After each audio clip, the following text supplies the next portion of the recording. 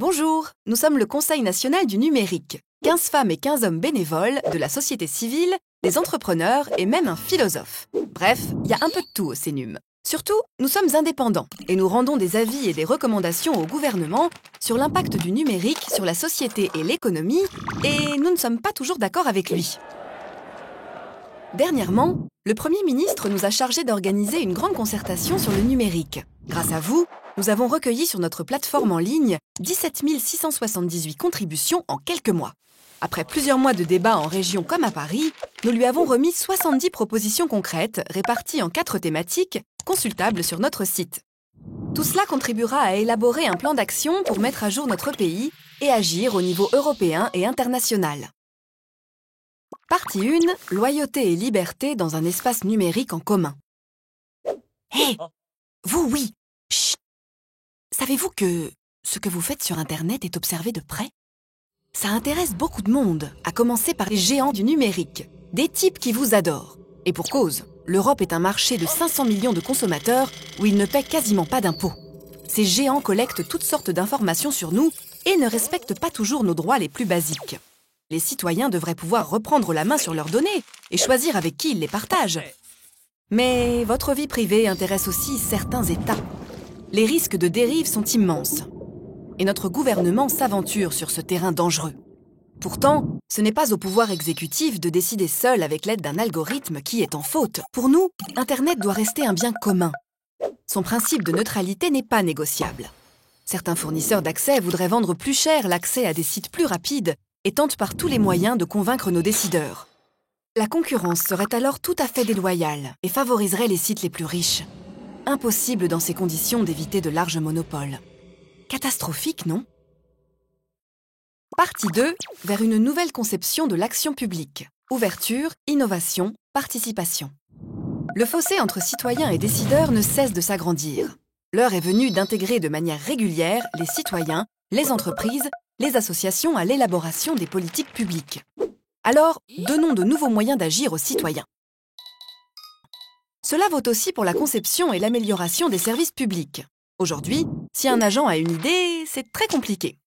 C'est pourquoi il est nécessaire de revoir le fonctionnement de l'administration. Développons des pratiques innovantes pour mieux prendre en compte les expériences des usagers et construire avec eux les services de demain.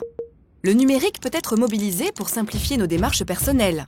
Les relations avec les différentes administrations peuvent, par exemple, être grandement facilitées, toujours sous le contrôle de l'usager. Et puis, la France a la main sur un nombre incalculable de données. Ouvrons-les!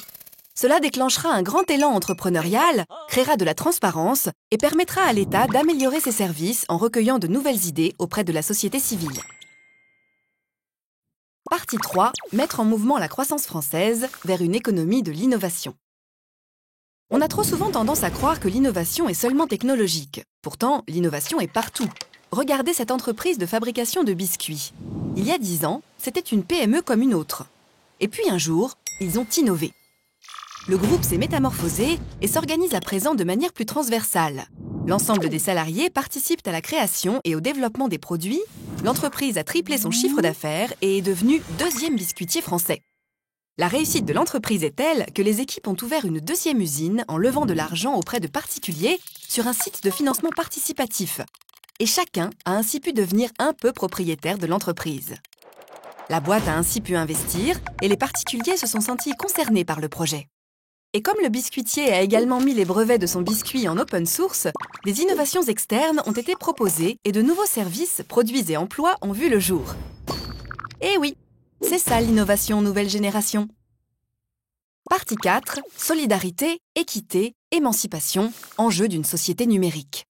Aujourd'hui, des plateformes permettent à tous les élèves d'apprendre grâce à des ressources pédagogiques libres et d'échanger directement avec d'autres élèves ou enseignants. Nos systèmes collectifs doivent s'ouvrir à ces nouvelles pratiques collaboratives. Avec le numérique, on apprend, on se soigne, on travaille autrement. Pour autant, ces usages ne doivent pas scinder notre société. C'est sur nos valeurs historiques que doivent se construire les transformations à venir. Et c'est à nous de décider dans quelle société numérique nous voulons vivre. Continuons le débat dans une société en perpétuelle mutation. Donnons aux gens les moyens de se faire entendre des pouvoirs publics. Nous avons besoin de ce bouillonnement d'idées et de cette transparence des prises de décision pour renouer avec nos valeurs et donner à la France une véritable ambition numérique. Pour en savoir plus, retrouvez-nous sur contribuer.cnumérique.fr.